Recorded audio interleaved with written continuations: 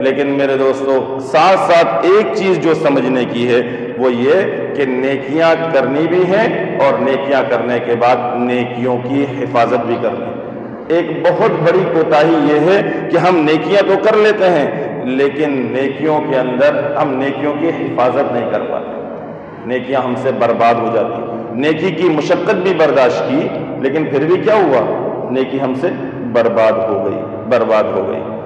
آپ اس کی مثال ایسے سمجھیے کہ ایک شخص ایسا ہے جو سست اور کاہل ہے، صبح سے شام تک بس بستر پہ پڑا ہوا ہے، اور دوسرا شخص وہ ہے جو صبح سے لے کر شام تک مزدوری کر رہا ہے.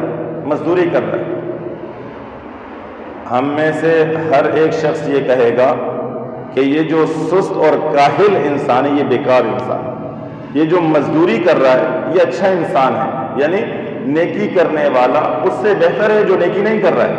جو نیکی نہیں کر رہا وہ سست اور کاہل کی طرح ہے، جو نیکی کر رہا ہے وہ محنت اور مشقت کر رہا ہے. لیکن اس سے زیادہ خسارے کی بات یہ ہے یہ جو مزدور ہے جس نے صبح سے شام تک مزدوری کی، جب اسے شام کے وقت میں مزدوری ملی اس نے اپنے پیسوں کو آگ لگا دی. ہر عقل مند کہے گا اس سے بہتر تو وہ کاہل تھا، وہ سست تھا جو پڑھا رہا ہے، کم از کم اس نے مشقت تو نہیں کی ہے. تو میرے دوستو نیکی کی مشقت بھی کرے اور نیکی کی مشقت کرنے کے بعد پھر اس نیکیوں کو انسان برباد اور ضائع کر دے، ایسے اعمال کا ارتکاب کر لے جس سے نیکیاں برباد اور ضائع ہو جائیں، یہ تو اس سے بڑا خسارہ ہے.